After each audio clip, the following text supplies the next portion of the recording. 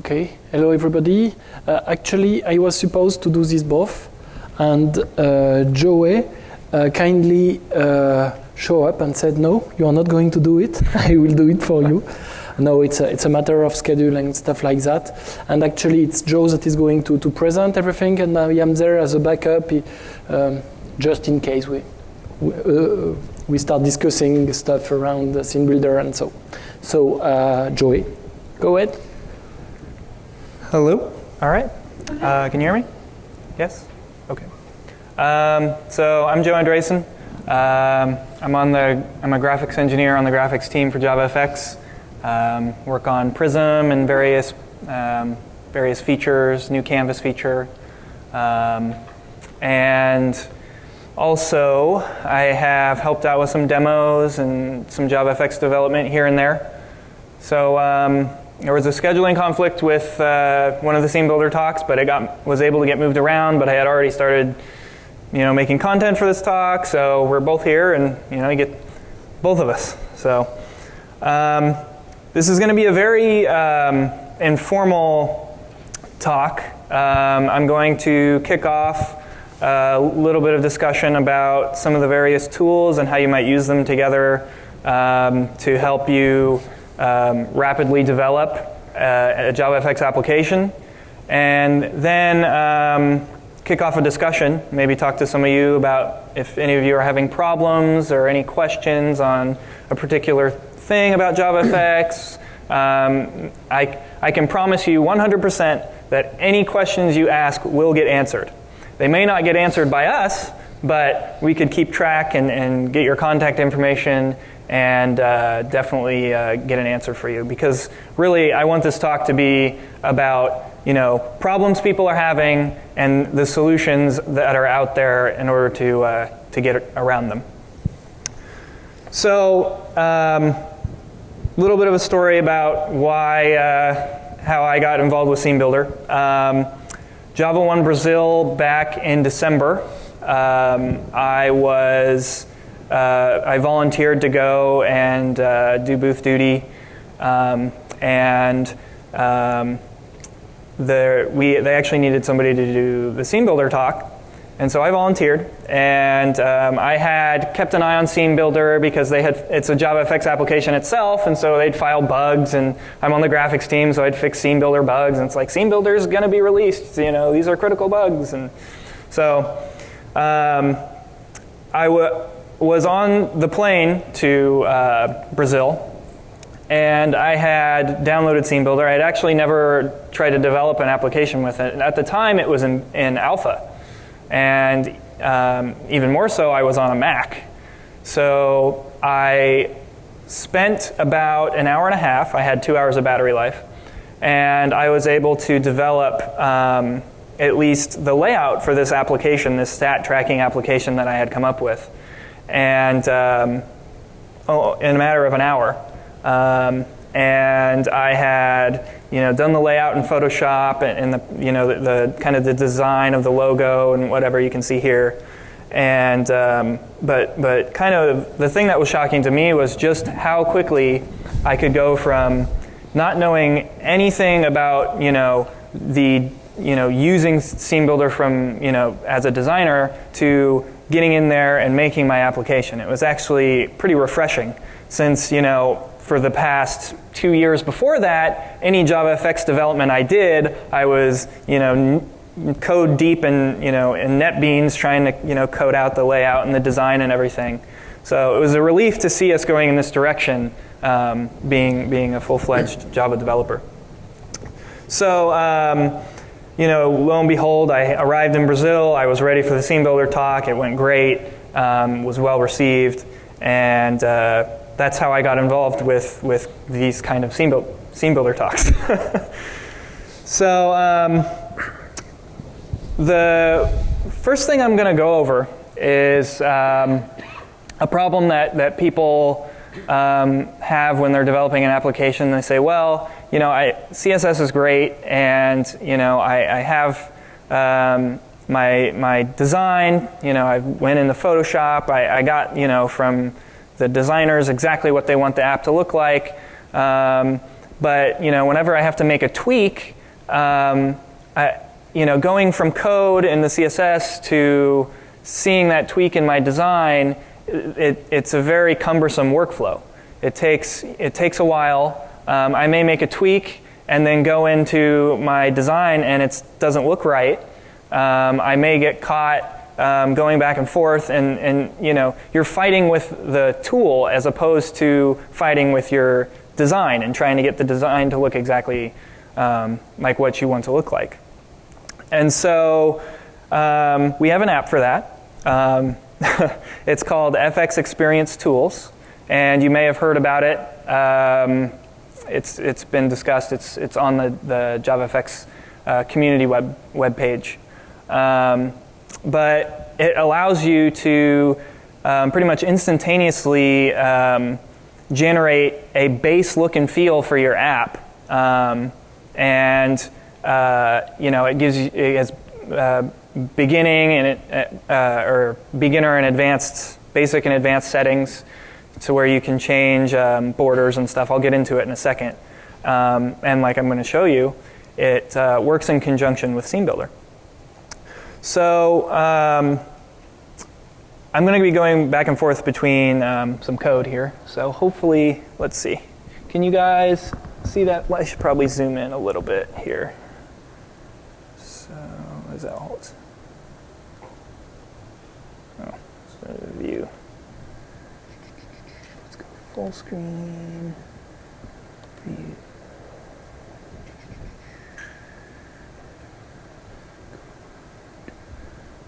See.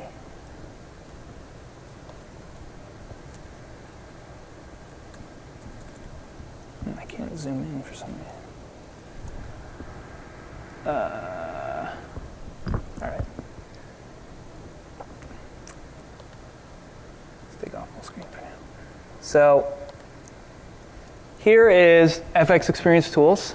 I was just kind of playing with it earlier, so that is not the default look and feel of when you launch the application.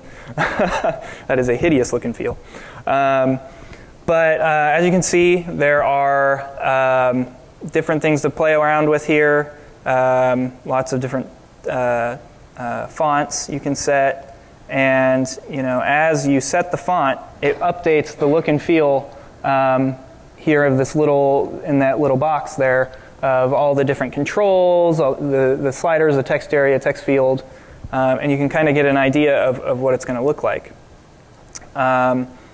What I think is really cool about this app is it caters to your colors. So if you drag and you get a lighter color, it'll actually change the font colors to be darker to complement the background color, which is something that can be quite frustrating doing in code. It's actually automatic in this app.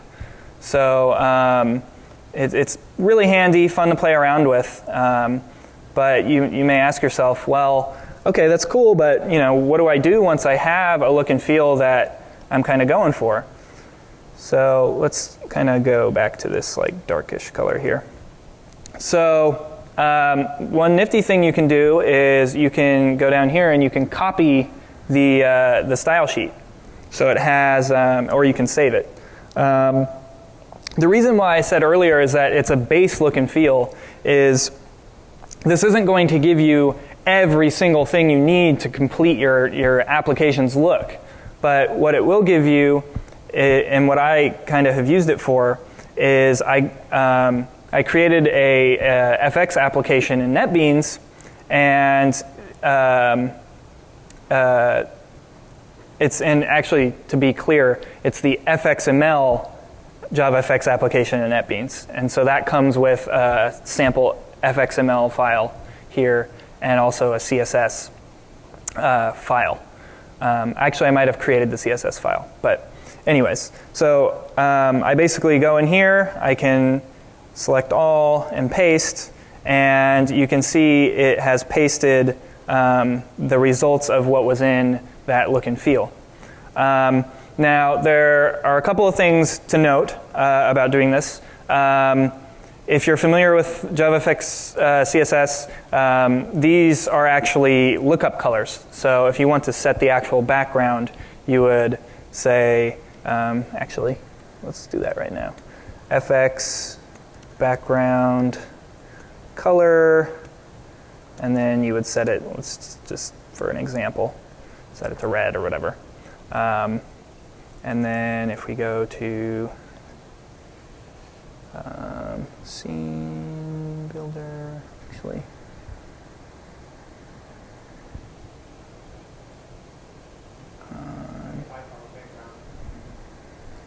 Yes, thank you. Didn't see that. There we go. And of course, when you spell it right, you get the auto completion. So there we go. And there, you can see it updated. So if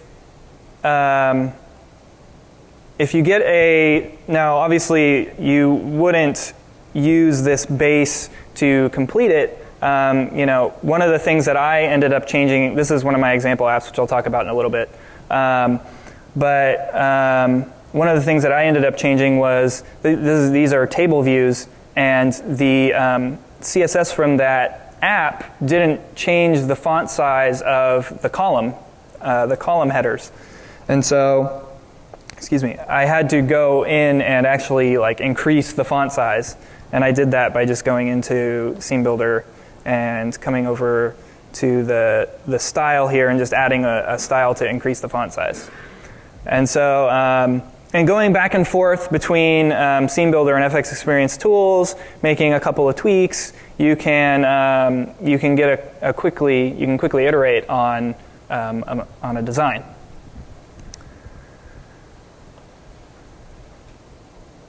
So back to the slides. So that's FX Experience tools.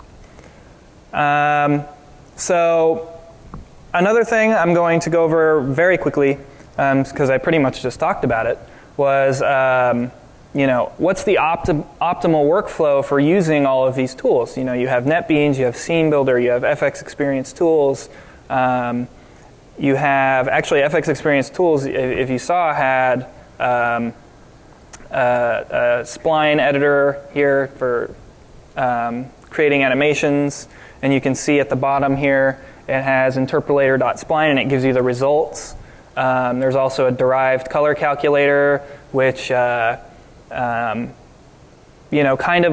going in with the thing that the font color with the background color is kind of an important thing, because you want the fonts to stand out from the background color. This kind of helps you derive good colors.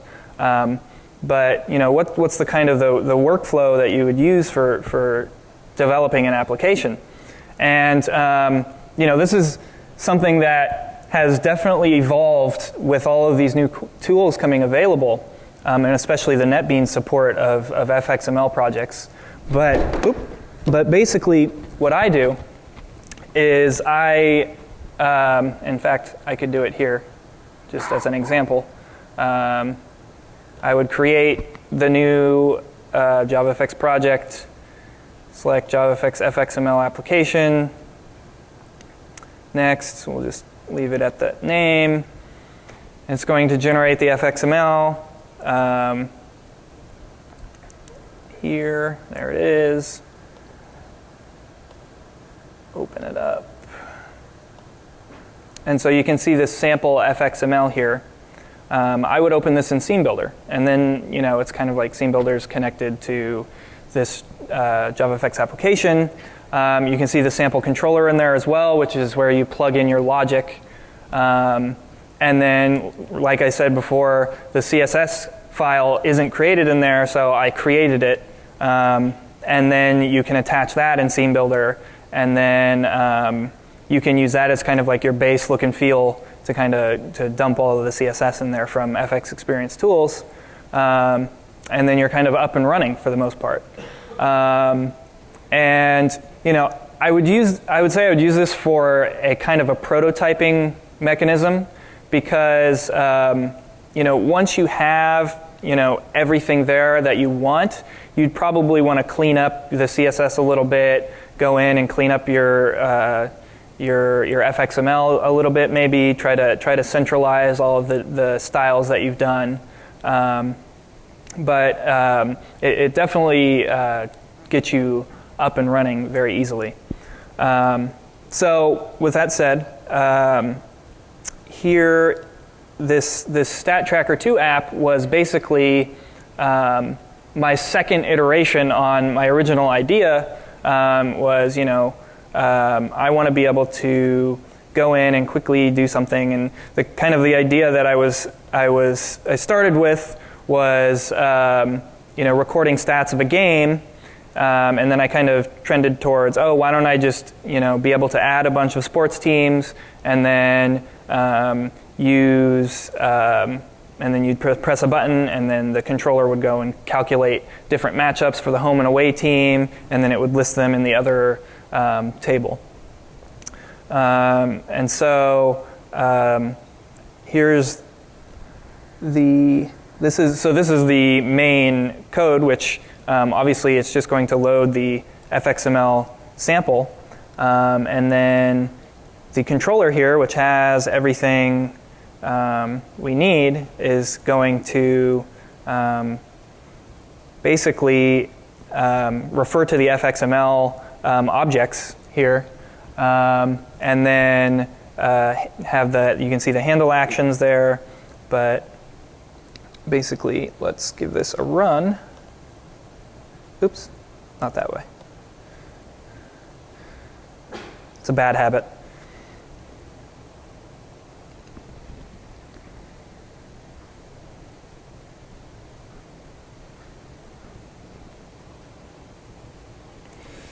So here I'm going to add, I'm really into to football right now, so let's add a bunch of NFL teams, Giants, Saints, Packers. One of the things I was thinking about doing right before the talk was making it so you could press enter to commit the data, but I didn't want to jinx myself and ruin something. Rams. So now that I have my teams for the matchups, I go over here and say generate, and it populates the proper home and away teams. And what's nice is that you can, you know, it's sortable. So there you go. So, don't want to drop that again. So this is I kind of wanted to just show you guys the way that I develop JavaFX kind of apps, little apps, using Scene Builder and using these tools. If there's any questions, any discussion. One of the other things which actually you might have touched upon in your last talk was the new CSS analyzer that I saw, which basically is new with Scene Builder 1.1 and allows you to click on a node and then analyze the CSS in that node. So I can scroll down here. Let's click on this guy. You can see various things. Oh, well, in this case, nothing. But yeah.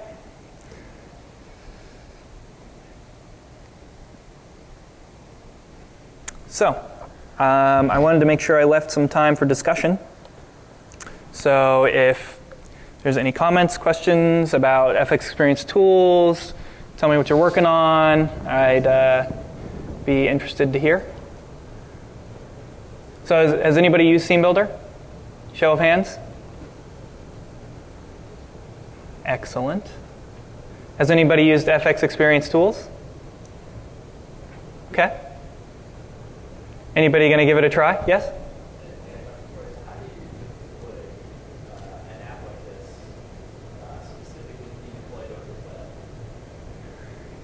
So the question is, how would you deploy an app like this, and can you deploy it over the web? Yes, absolutely. Actually, I'm a little bit nervous being put on the spot, but let's see what we can do here. So in NetBeans here, you can have, there's packaging and deployment options. You can deploy for web start, and you can deploy it as an applet. It's basically, it's all right here.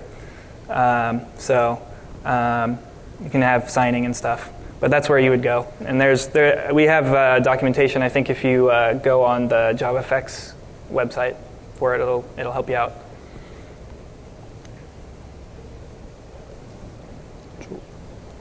Oh, yes. So the same app for a rich client and for the web? Yes. Yes, absolutely. So there are different methods that we use. So I believe it might be deployed as a JNLP for web start, and then for rich client would be a jar, I think. But yeah, it's more or less the same.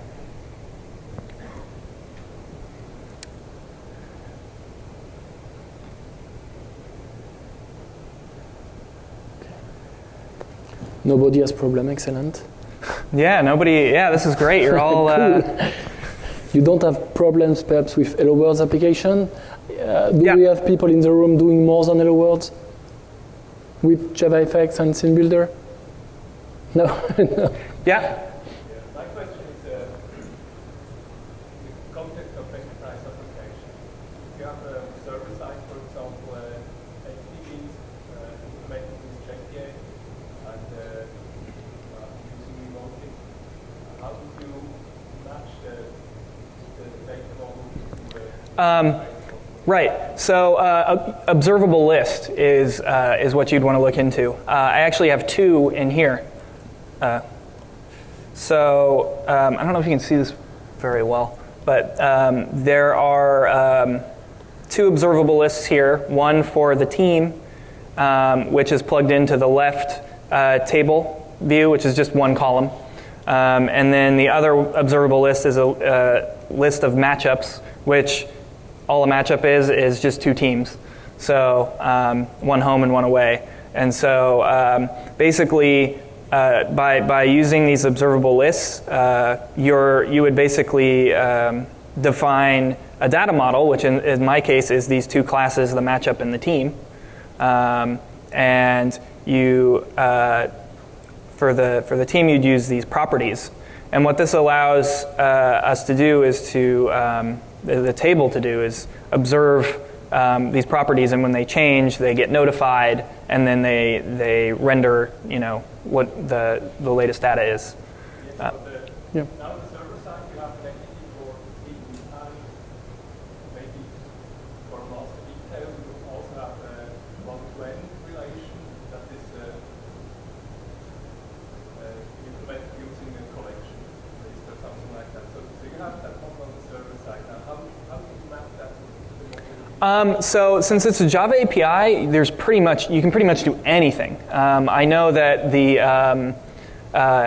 Henley app that we use has a MySQL backend, and then it uses Glassfish and JSON, I think, to send the data model. And then once the client gets it converts it to an observable list, plugs it into the UI. And that's just one way of doing it. I haven't seen. I know there are other examples out there, but that if you'd be curious on how they're structuring the data model for the client, I would definitely look at the Henley app, because that's a.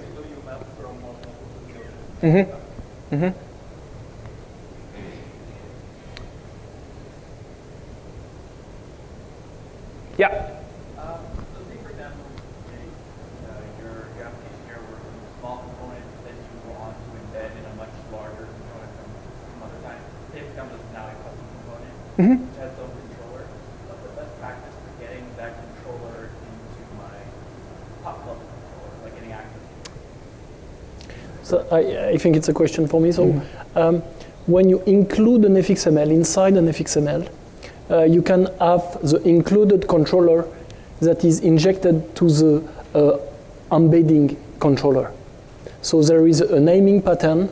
You can provide an FX ID to the embedded FXML, and if you add controller to it, then you can reference such a class from the controller that contains the subcontrollers. So yes, there is you can express for automatic injection of subcontrollers in your top FXML.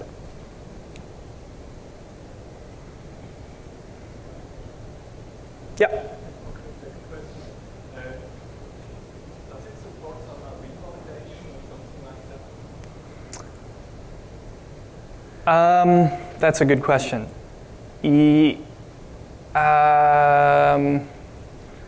I'm not 100% sure, but I do think we do. I wouldn't want to say for sure. Do you know?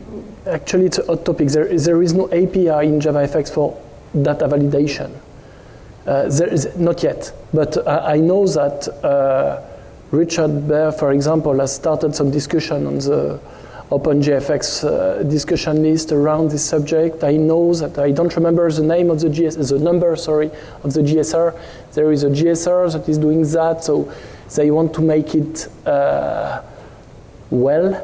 So, but I think it will be more in a longer time frame. I don't know. I can't answer if it will be in JavaFX 8 or later.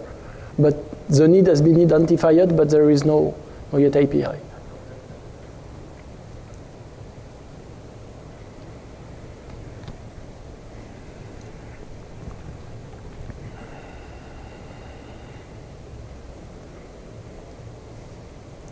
Anybody want to share anything they're working on or in Scene Builder?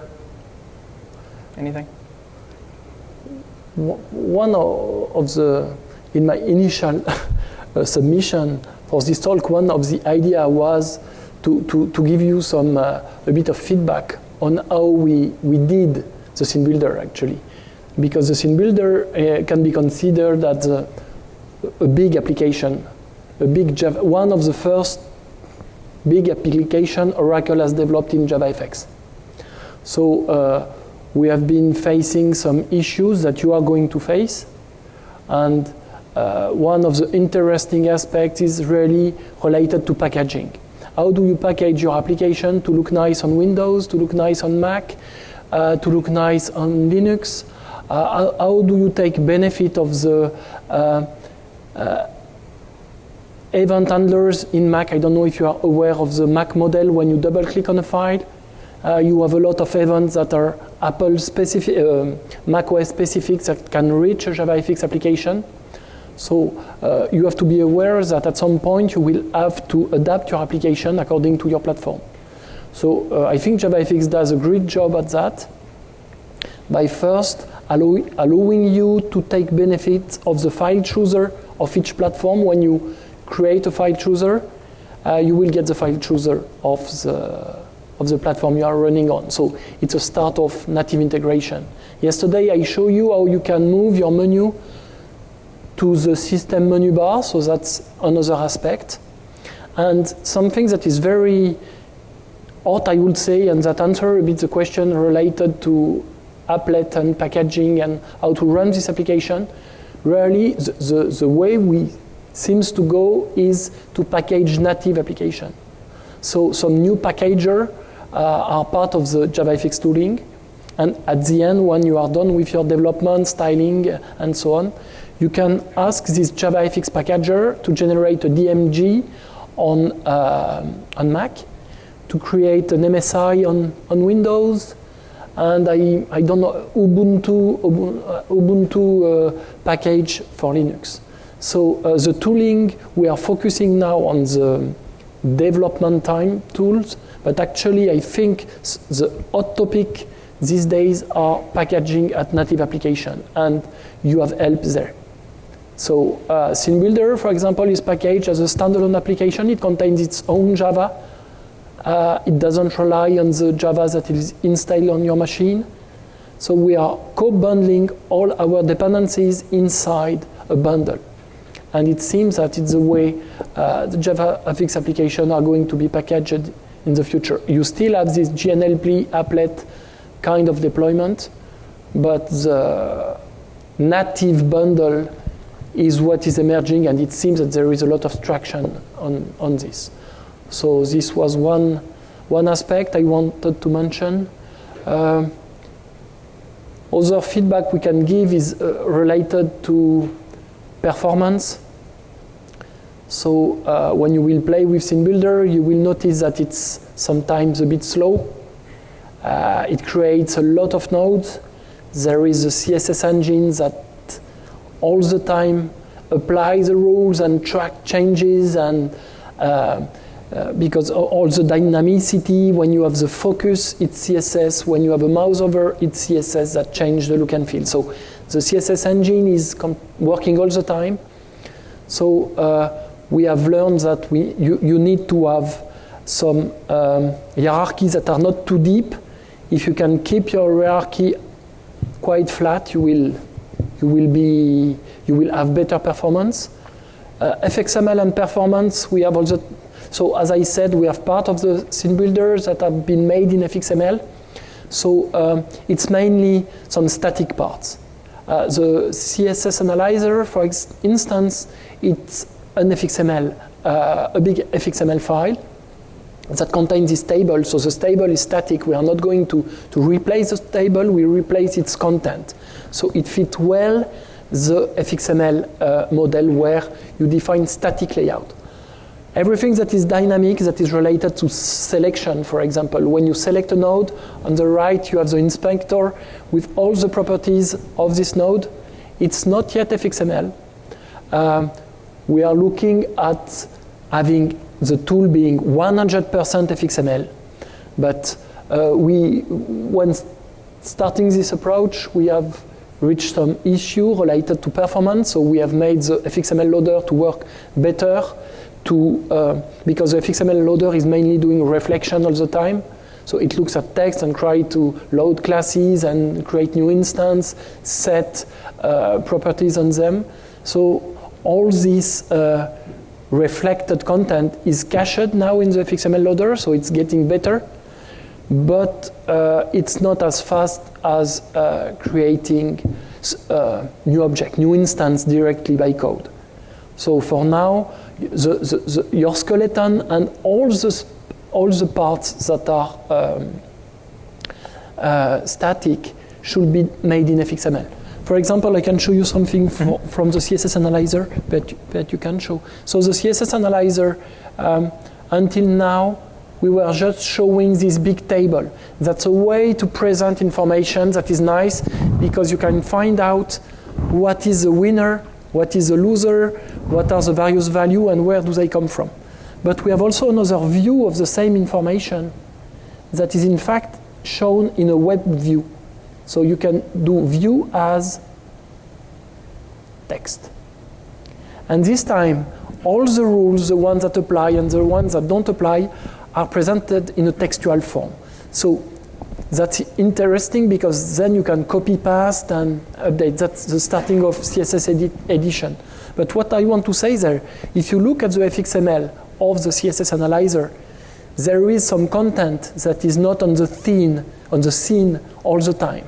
So this is an FXML that has a web view, a table view, that has some custom, but at one time, there is only one of these structures that is loaded in the theme. So you can have, when you load this FXML, there is these patterns where, according to the state of your application, you are going to remove from the scene or add to the scene your content. So you can create various pieces of dynamic content, put them all in your FXML, but at a time you will only have one. So in this way, it's quick. Because I would say that the FXML parsing is done. There is a cost at load time, but not when the user will click on a button. When the user clicks on a button, you want immediate feedback. When the scene builder starts, you accept to have a bit of delay, because we are doing a lot of things and you know that, so you accept it. So you can have a trade-off. Construct a lot of things in your FXML. But what becomes a bit complex when you do that, you have this big anchor pane that can be 2000 by 2000 if you have big screen. and you have all your stuff. So I noticed that there is a pagination that is coming in JavaFX where we can page stuff. We don't have any support yet for it, but I have the feeling that pagination and fxml can be combined to have this kind of dynamicity we want. That's Yep. it. Can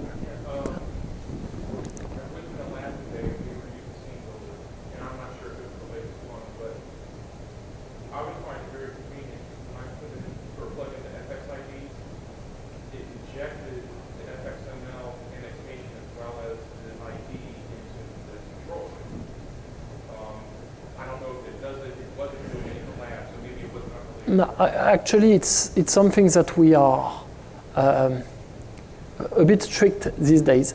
There is no Java code generation from Scene Builder.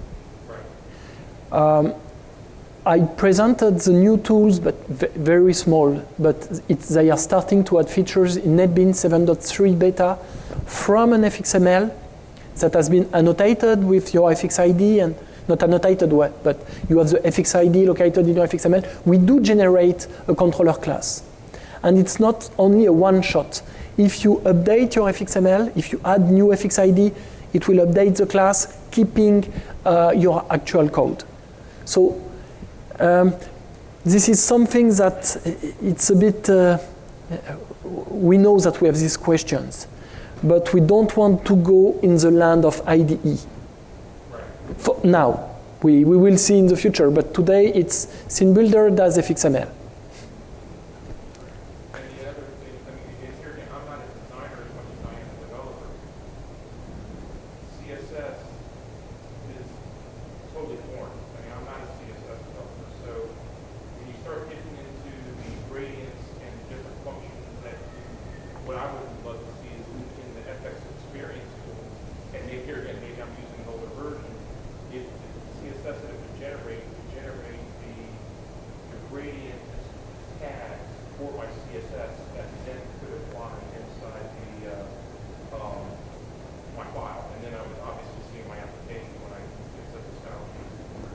But I think this is what you said. Yeah, that's it does. It absolutely does. So the colors that are here, I'm kind of hovering over with the mouse. Those are lookup colors, and so when I exported it over here. Can you set a gradient within? Can you actually play with gradients inside that FX experience? Get it how you want it. Yeah. So I didn't go over that, but you can see here there's 3 types of gradients. Jasper's a big fan of the shiny look, right. So you can go in here, and it's in advanced. Okay. There are various things in here, but yeah, no, you definitely can. Yeah, I downloaded this on this laptop like 2 days ago. So. Problem I've ever had, and it's probably more the tooling inside of NetBeans, when you go to develop your native bundle, that can be rather daunting if you don't want to piggyback on the default icon that is embedded in there, because you have to go through. You can't screw around with the JFX, the ant scripts, because every time you bring up NetBeans, it's going to reset it unless you turn off the attributes. They tell you to do everything inside of build XML. Then the trick inside of there is make sure you actually put in the ant class path or the ant, what do you call it, the XML namespace in order to get everything set right. And then obviously finding the location of where's your group, so that way you can then set the right path and pick up the right icons. I mean, those are the only problems I've had. But here again, that's probably more of a tooling issue because I think 7.2, they got it in, but they didn't get it in all the way, and they had this problem. There's been a lot of talk in the boards on it. Interesting. Yeah, I actually, way back when, did the Prism code for loading icons, so I know they load, but... Well, I mean, when you go into the bundle build, it will tell you, hey, set the class path. Right, and right. And, well, where? So then you start to come to boards, and they give you an example out on the FX pages. But unless you pick up the little tidbit of actually plugging in the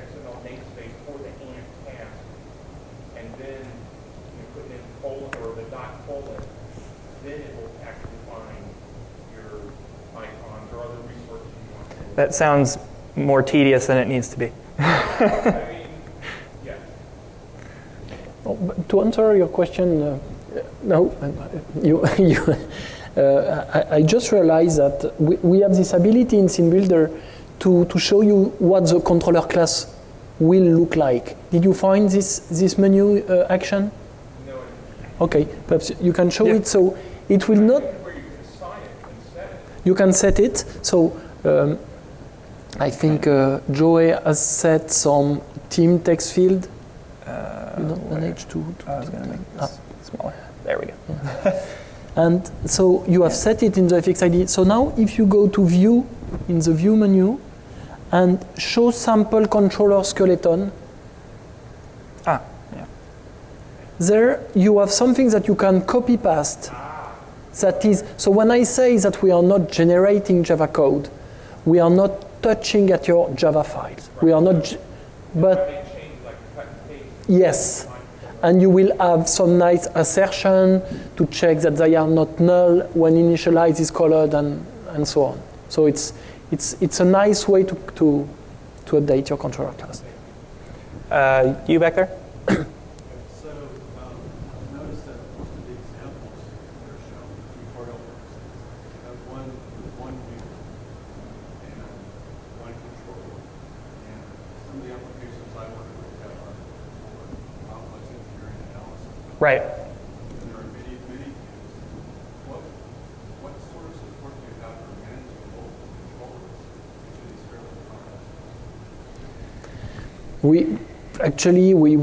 We don't have.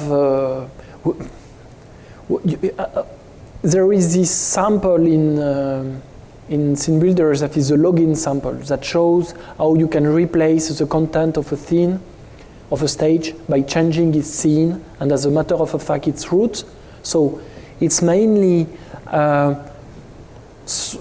No, we don't have. There is this pagination that is coming. This ability to have like a state of your application. In one state you have this design, then switch of state and you have another design. So, but today you are alone and you have to sequence and organize FXML loading, removing, replacing by yourself. In terms of a work list, would you have a separate project for each view? Obviously, you will have an FXML per view, for sure. Yeah. Then, it depends of the reuse you want to achieve. So it really depends on your application. There is no real cost to include an FXML inside another FXML. There is no penalty in terms of loading it. It will inline and load it. So no, I can't provide pattern. I have not enough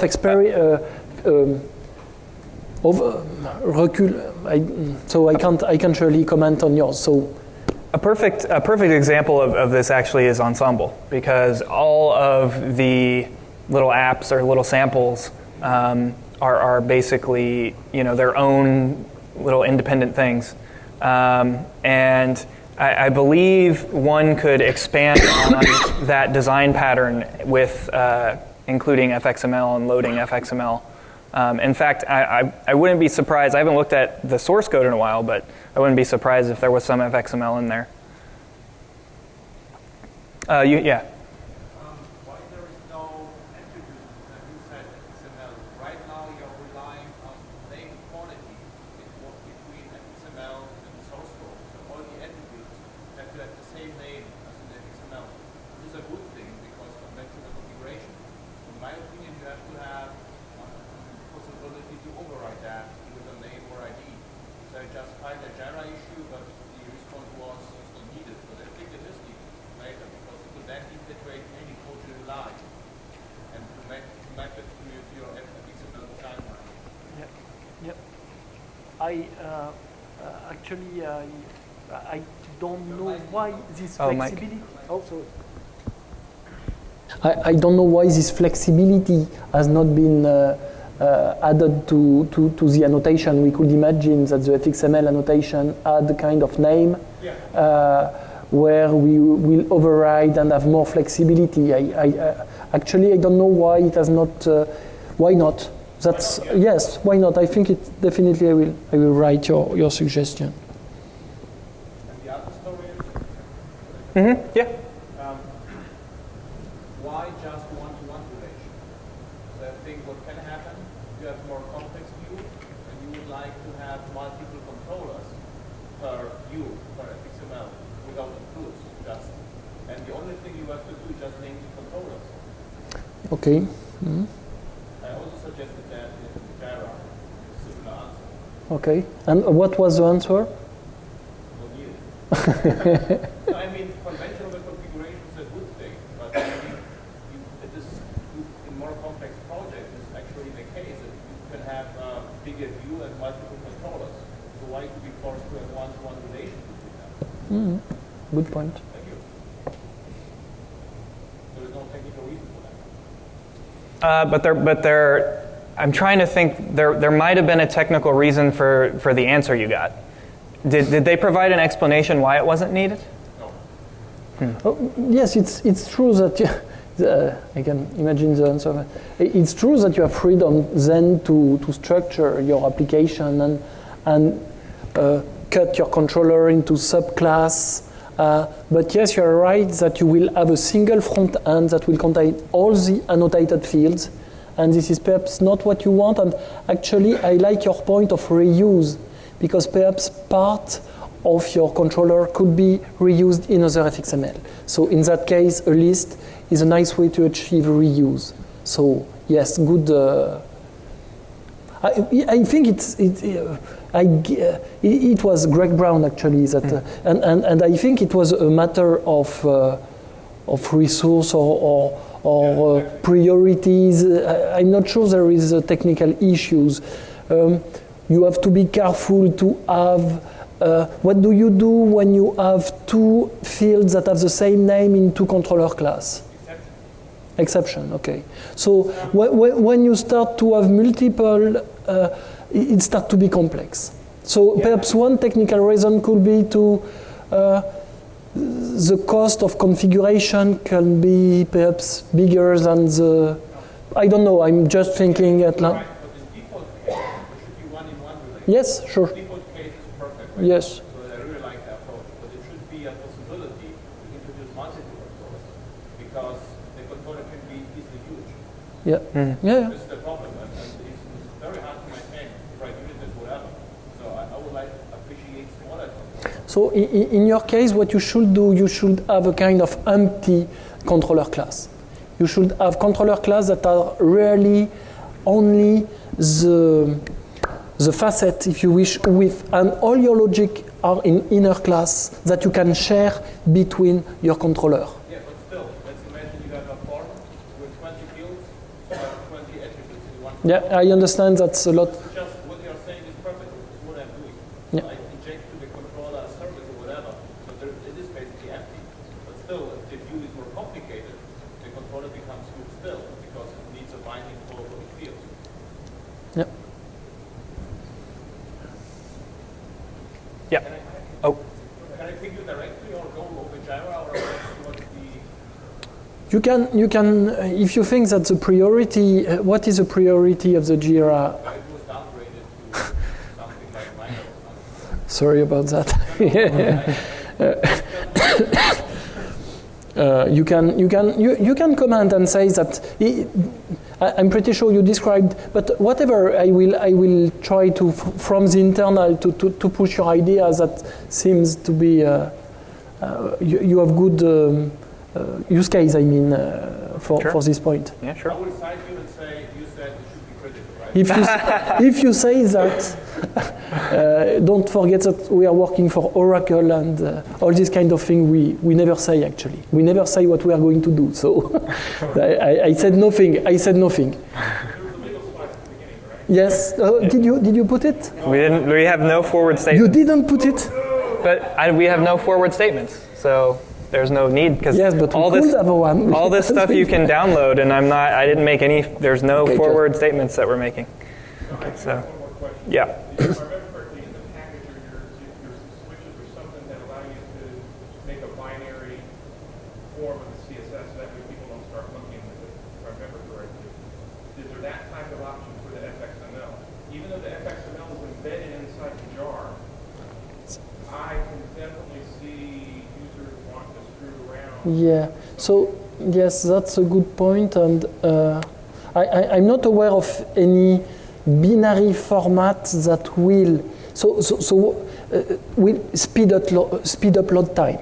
Right. Well, even if it just makes it a big serialized string, and then Yes. sucks it up, because you know what it looks like. Yes. Yes. Yeah. So- Perhaps I can just one of the approach we could suggest for that, it's people to write Java class generator from FXML. So you generate your Java class and you just compile them.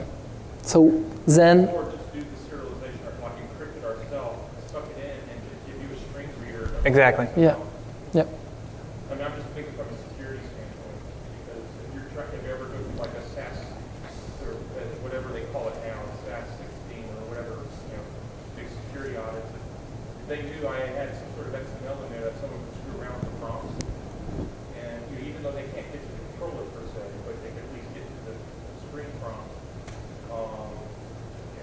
that would probably fail our security audit. Yep. Yeah.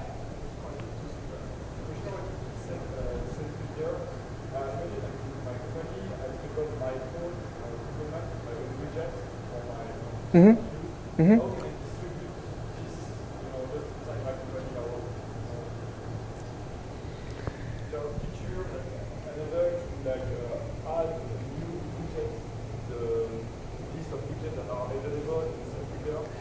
Okay, so perhaps that's a scene builder question. So the question is, can we extend the library of components? So not yet. Today, we can load your custom type if they are referenced from FXML.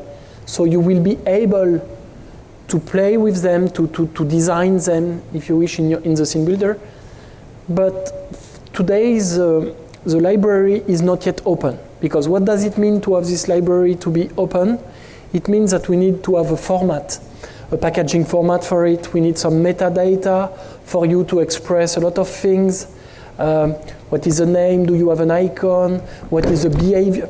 So you get it. So it's coming. It should be there for 1.1. At least a first feature to allow you to add your custom control inside the scene builder. But you know that you can already start, because the difficult part is not to add the control, this element inside the library. It will be just a matter of clicking on a button and packaging them.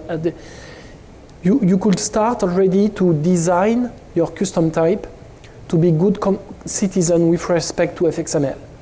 So that's already something. Perhaps with Swing you add this pattern that you extend a button, extend the container. With FXML, you are not really doing extension. It's more use CSS to customize the look and feel. With Swing, you had to subclass and change stuff. So don't do subclassing. And custom logic comes from aggregation. You are going to reference a controller class. You are not going to extend. So perhaps you should have a look at the documentation on FXML controller class and perhaps try to see how you can map in a more natural FXML way your custom types before to try to perfectly map what you have today in Swing. Or in, sorry, I don't know, in what? All right.